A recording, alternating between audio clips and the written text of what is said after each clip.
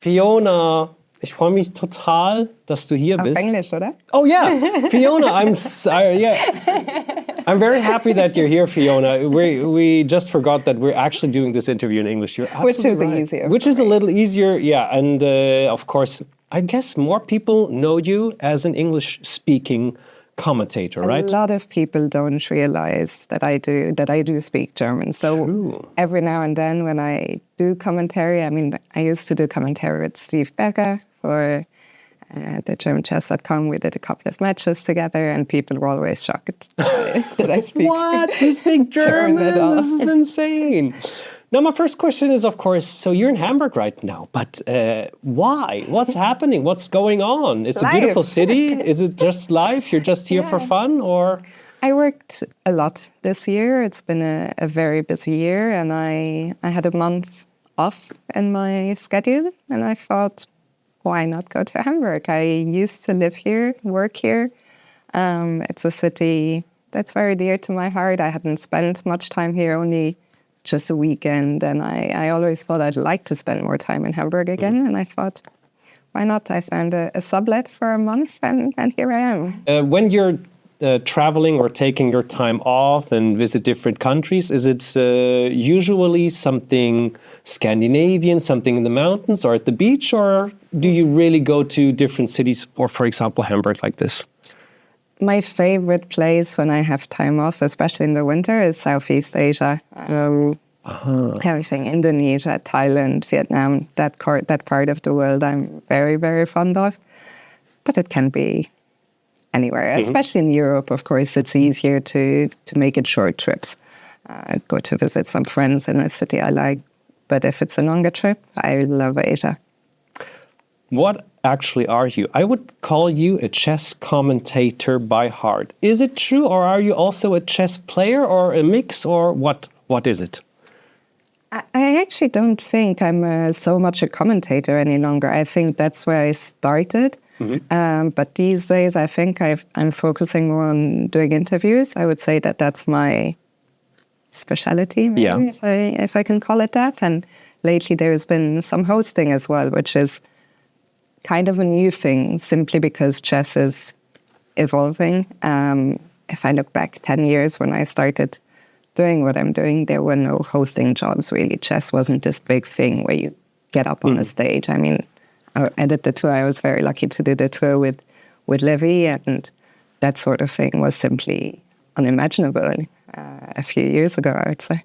Absolutely, yeah. This year is like a breakthrough. You can say so. You have the freestyle event, to just name one small chess thing, which is rising up this year. You had the Gothamchess. There's St. Pauli too, and this is also not all. You're actually busy non-stop. It's absolutely crazy. As you mentioned already, like 1 month off is like really nice for breathing right now.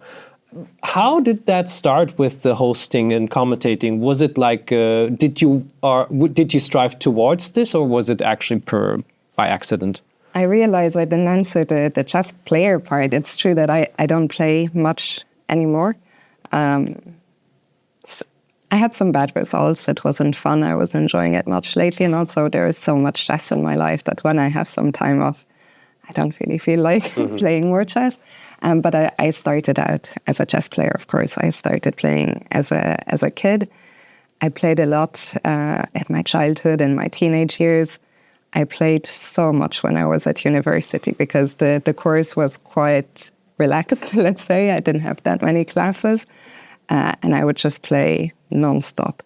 I was studying in London, and every weekend I would fly somewhere, play. Wow. And it was fun for a while, but when you play all the time and you don't work on your chess, at some point you will stagnate. And I stagnated massively, and I think I overdosed on chess. And I suddenly was so fed up, and I was scheduled to play in Reykjavik, at Reykjavik Open.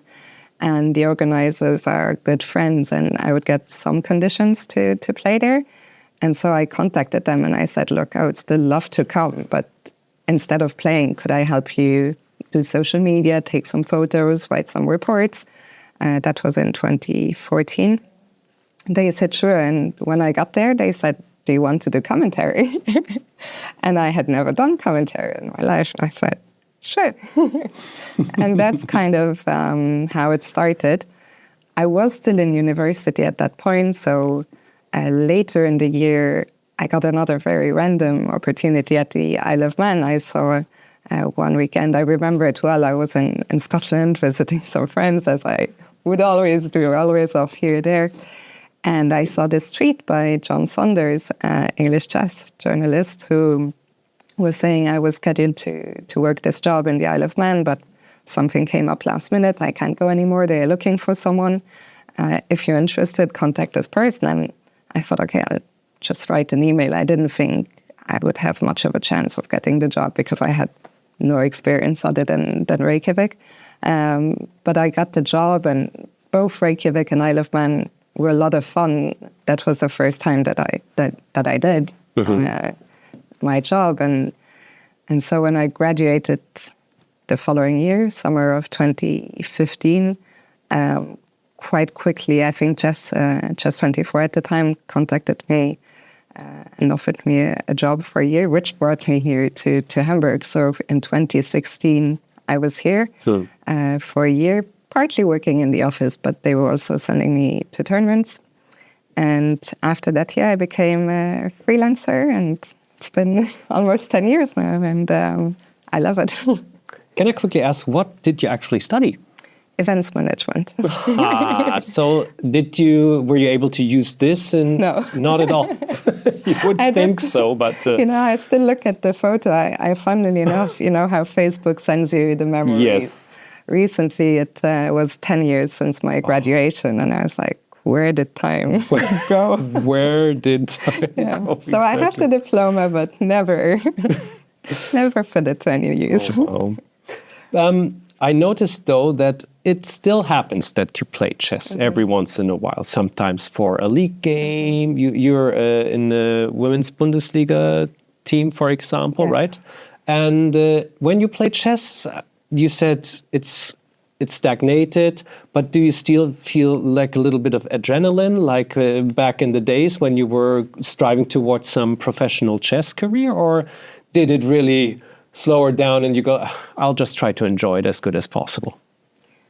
You're asking me at a tricky time, because I really feel that I've never had as little motivation to play as I do right now. Okay. Right now I'm really... I received an email a few days ago, a tournament invite. I also could have played the European Club Cup in October. I could have played the Small Nations in November.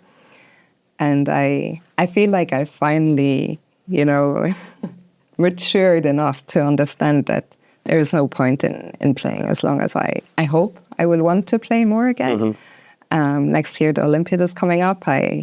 I have not missed an Olympiad since 2002, so I hope to play there, and I hope that until then I want to play more again. But yeah, right now, last year I had a very difficult chess year. I lost so much rating, and I played so badly, and I wasn't enjoying it. So I think it's better for me to take a break until I'm ready to come back, and until I feel like I want to play again. But I still... That's the thing. I think if I didn't care about my results, I probably would play. But I still feel when I play, I want to do my best. I want to play well. It's not fun for me. I think I'm still a competitor at heart. And so I just feel like if I play, I want to do well. I want to take it seriously. So I'm waiting for that motivation to come back. Nice. Thank you for that honest answer. That's super interesting.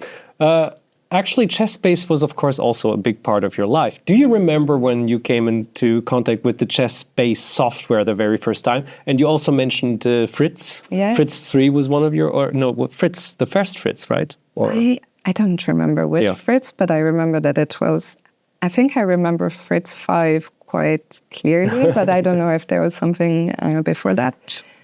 I think ChessBase, as soon as it all basically from the moment I started playing, it all happened very quickly, because I was growing up in Luxembourg, and there were very few girl chess players, and I think my dad had taught me at home for quite a long time until I didn't want to play tournaments for a long time. I was having a lot of fun playing at home and learning from my dad. But basically, by the time I played my first tournament, I was already not very good, but I was reasonably good. It's not like I had just learned the rules and I showed up. And one of the very first tournaments I played, the national coach of Luxembourg, Massimiliano, he was there and he spotted me. And so very quickly I was on the national team. And then I think he was probably the one who, I'm not sure. I was going to say he was the one who taught me about ChessBase, but I think he was very old school. Very often he would not work with a computer at all, which to me was so, it's one of my fondest memories of working with him. He was like family almost. I started working with him, when I was 10 years old, 11 years old, and he was I always say he's the coach who taught me everything I know about chess, and he was like a walking encyclopedia. I could always ask him anything, and he would just... He would have an answer. He would have an answer to everything. So probably actually it was at my chess club in Luxembourg that someone showed me ChessBase, now that I think of it. I barely remember a time when I wasn't using ChessBase. The very early stages of playing at home with my dad, but after that, ChessBase was always a big part. And I always kept things very simple in my ChessBase. I had like one file, white repertoire, black repertoire, and my Fiona database. And I still have them to this day, and there's some lines there that haven't been updated in 25 years. They're good. They're like... and nostalgic, Whenever I open ChessBase and I see those old files, I think I get a pang of nostalgia. One last chess question. Do you remember or do you recall, because now I think it's also a good question, what was the worst loss you had to recover from, or where you can think of like, oh, this really did it for me, I'm out of here? It's tough. I guess there's some recency bias. But last year I played, maybe it's the last serious tournament I played in London. And again, to be brutally honest, I was not in a good space mentally, already going into the tournament. And on the flight to London, my plane, we had a very, very scariest experience I ever had on a flight. And I've taken a lot of flights. And the combination of not having been in a good place already, and then I really thought I was going to die the night before the tournament. And it was 9 rounds in 5 days, which it was just, and I didn't win a single game. And I remember round 8, I could tell I'm not myself. Like, that was the tournament that for me was like, I need to take a break. Whenever I would get under 10 minutes, I would start shaking. I used to have very good nerves, very good in time pressure.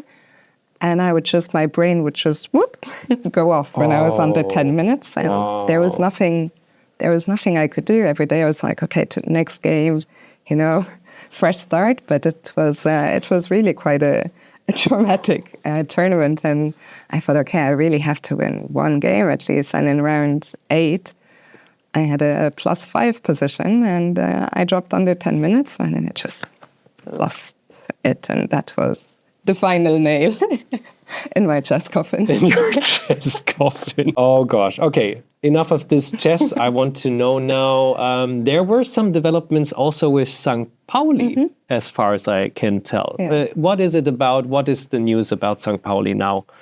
You mean for me or yes, for the club? For you. Well, I was actually very excited when they contacted me. I think it's no secret that Sebastian Siebrecht is helping them behind the scenes with players and a bit with media work. And last winter, I was in Asia, and I received a message from Sebastian saying, "Hey, St. Pauli, looking for someone to do some media work for them, and I think you might be a good fit." And we were a very good fit. So I came for the first time in January when Magnus was playing. At that point, we did some commentary, and then I came back a couple of months later. The next time we just did interviews. That was at the Milan tour, which was, even though it was a pity Magnus wasn't there that time, but playing at the stadium, I think everyone enjoyed it. And yeah, Sebastian was completely correct that we would be a good fit. I think St. Pauli is a team that, the values. I always liked the whole St. Pauli brand and what they represent and what they stand for. So yeah, that will continue this season, but I am now also a member of the club. You're the member of the club now. Yeah, this is great. Excellent news. So this also means hopefully we can see you even a couple of more times. So. We will see about that. You have done a lot of nice hosting events, commentary, and all of those things. What was your fondest memory, or what is your favorite place to host? Can you tell? Yes. There is one that is like family, and that is, if I can say, Tata Steel Chess. It is interesting. Because it's a team that stays the same throughout the years. I was there I'd been a couple of times as a chess fan when I was younger to visit it. Then I went in 2016 representing Chess24 at the time, and since 2017 I've been part of the team working for Tata Steel Chess. And it's just, the place is so special. I mean, I think it's a very unique tournament in the world to have all the best players come to this small village where, there's like 3 places. Like to go out to have a drink, there's 1 place or 2, let's say. And, there's like 5 restaurants. So you're surrounded by chess the whole time for 3 weeks. The whole village is all about chess. And there are people Jeroen van der Berg, the tournament director, he does such a great job, I think, to really build this. He doesn't do it on purpose. It's just, I think, it's just the way it is. He's been the tournament director since, I don't know how long, but I want to say 40 years maybe. Something. And it's just a tournament I look forward to every year. I'm always at the end of it completely exhausted because it's so long, and inevitably we will get a little sick because the weather is not so great. But I love it, and nice. It's always one of the big highlights of the year. When you think about the past hostings or commentary, what was one of the funniest experiences you can remember, where something probably went wrong and you go like, oh my God, how did this even happen? All the time, right? All the time. Yeah, of course. But is there one thing where you go like, okay, I want to share this with the world now? This is one of the questions where I'm sure later on tonight when I'm at home, I'm like, oh my God, that was such a perfect answer. Of course, yeah. I should have said this.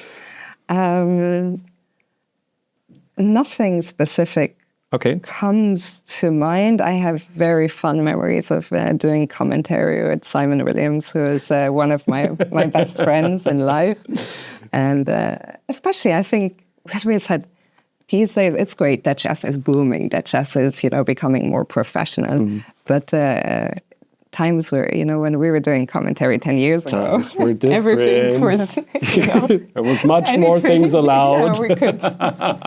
So things were a lot crazier back then. Like, for example, sometimes we would challenge each other to say crazy words within the next, within the next. And we tried to find really, so we had so many. Like pink giraffe or something like that, and something like that. The crazy. This move looks like a pink giraffe. If I wouldn't know better, for example. Yeah. Okay. Oh, that's nice. Yes. Of course, some hot mics always. Yeah. I've been lucky that it hasn't affected me too badly, but I don't think I can go into that story. But I was once a part of a 10-hour broadcast, which couldn't be uploaded, which had to be taken down just to cut out. One tiny part. So, but it wasn't my fault. Fair enough. These things happen. What do people often misunderstand when you are a host of a chess event? what do you think is the misconception of people who go like, oh, it's Fiona, she's just doing commentary or hosting or something like that? With hosting, I'm not sure because I'm still quite new to hosting. I think with interviews, sometimes people don't realize that, well, how do I put this?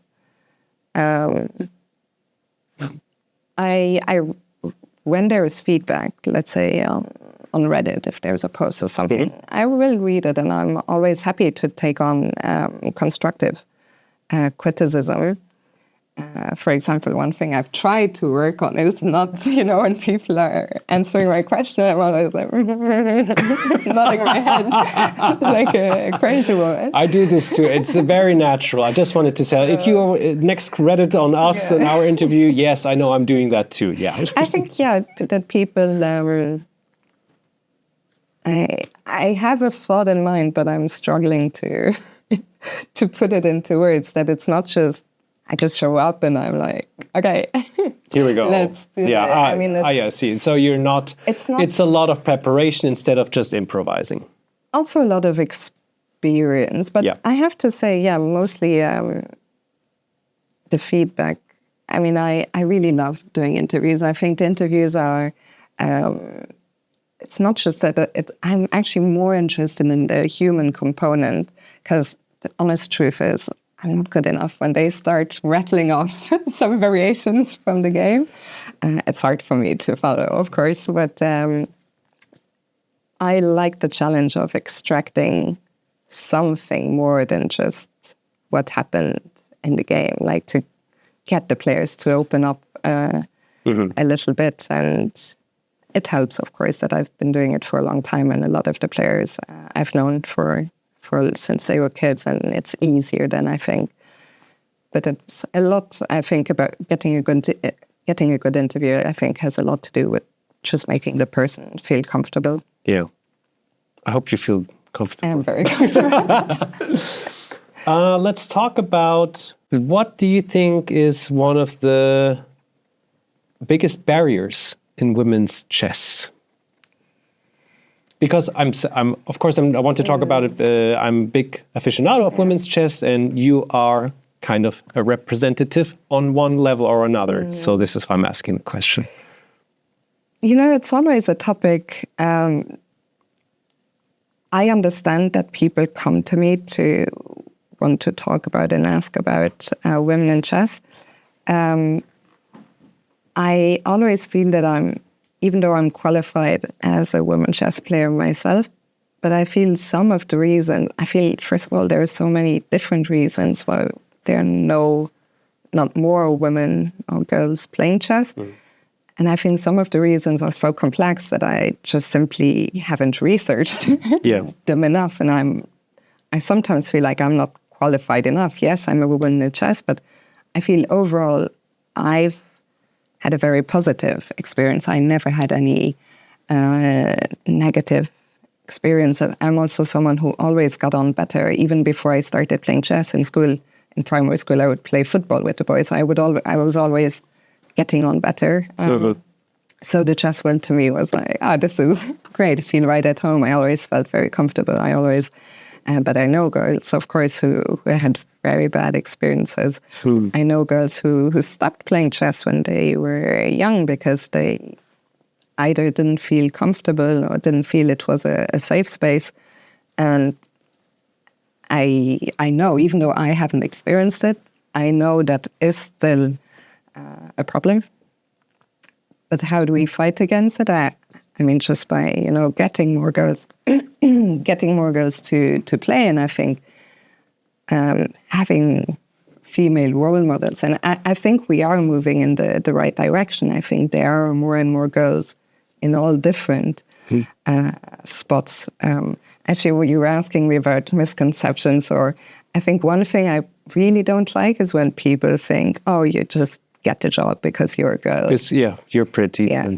You're a girl and they need to have a girl, and that actually really rubs me the wrong way. Yeah, understandable. But I think it is good, and I think we are moving in the right direction, and there are more and more girls and women paving the way for hopefully more girls to feel like this is a space where I want to be and I can have fun and I don't need to worry about inappropriate comments. I don't need to worry about all that, stuff. I noticed on Instagram, apparently you have tons of different hobbies. For example, you were playing Foosball. Foosball. Kicker. Foosball is kicker. It's the table version of the kicker. You have the the ball, and you play till 10, I think. So what's going on there, please? With kicker, I've always loved kicker. As you mentioned, you played football with the boys back then. Yeah. I've always been a big football fan. Okay. And just this weekend, I think the post you're referring to is from just a few days ago. My best friend Tom came to visit from Luxembourg. And we used to, when we were younger, in Luxembourg, we had our local pub that we would go to every weekend, and it had a foosball. So we used to play pretty much every weekend. But the pub sadly closed, and I stopped spending so much time in Luxembourg. So we hadn't played in a very long time. And when he came, and I had just met at the St. Pauli club, someone who after the club night said, I'm going to go play foosball with some friends. And as soon as I heard kicker, I was like, I'm in. And it's been we really discovered a whole new world because we knew kicker from playing in the pub, but we went to this place in Hamburg, called Kicks, where they have 18 tables and there's tournaments almost every day. So it's been very cool to play again and to discover this whole new world. And of course, last year in Weissenhaus, I met Lynn Tran, who is a 5-time world champion from Hamburg in Foosball. Oh. Yeah. And she was doing a workshop actually at the Freestyle in Weissenhaus last year. Okay. Hamburg is, they told me, the capital of foosball in Germany. Oh, I'm embarrassed. I didn't know that. Oh, well, now. Yeah, well, apparently if they have like a big hall with 18 tables. So, but besides that, you still have a lot of other hobbies. What are you doing to clear your head?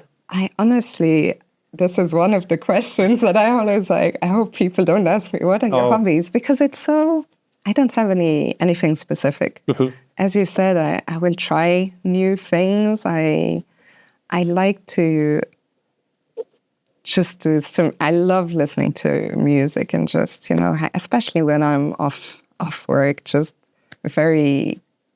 live a very quiet life, do a little bit of reading. I desperately want to read more again.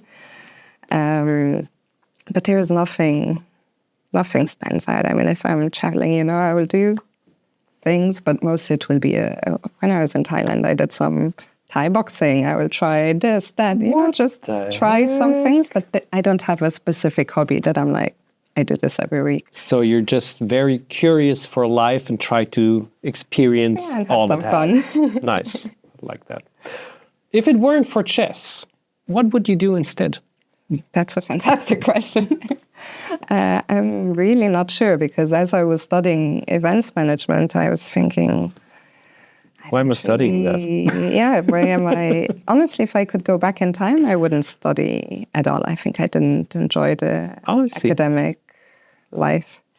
I always wanted, when I was young, I wanted to be a history teacher, because my father is a history teacher, and much like my chess coach knew everything, my dad, to me, is that about real life. I can ask him anything about pretty much anything. He also is someone who's very interested in a lot of different things. Mm-hmm. He's read a lot.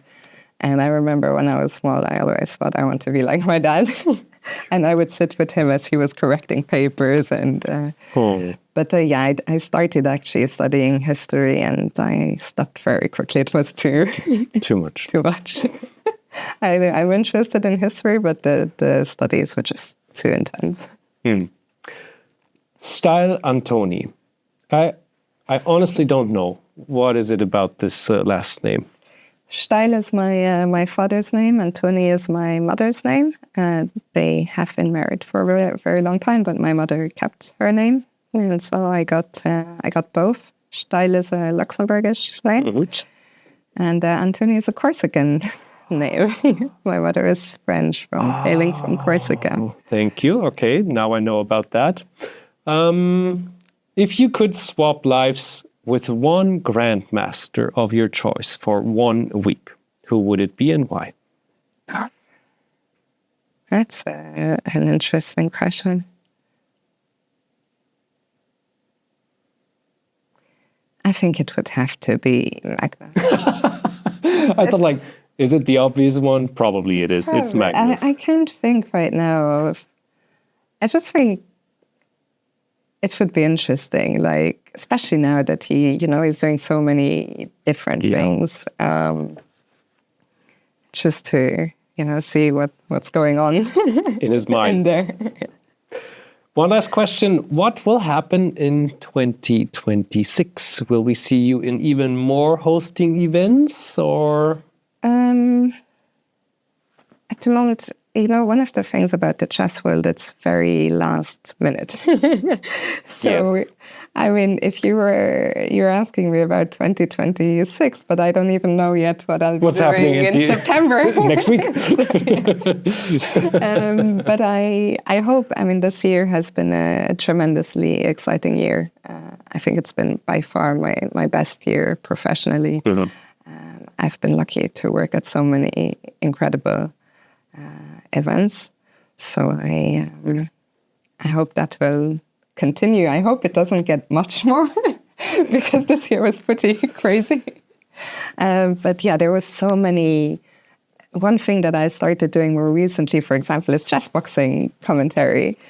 And again, I discovered a whole new world, a whole new community. And so I hope to do more chess boxing events, for example. I would love if Levi did another tour, if other people started doing tours. I hope that freestyle will continue. I look forward. St. Pauli have already announced a weekend with Magnus, which I'll be here for. If I can say it's back, like every year, that's always something to look forward to at the start of the year. So I just hope, that it continues. Things are continuing. And that I think it's always exciting when new events pop up. And some stick around, some don't. But I always think that's also why I love my job so much, is because it's always chess, but it's always different.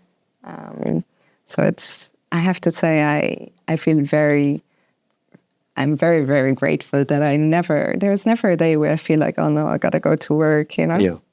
I always look forward to the events and have fun, and I think I'm very fortunate. Sounds really great. I wish you all the best. Thank you, Fiona, thank you so much. Thank you for having me. This was fun.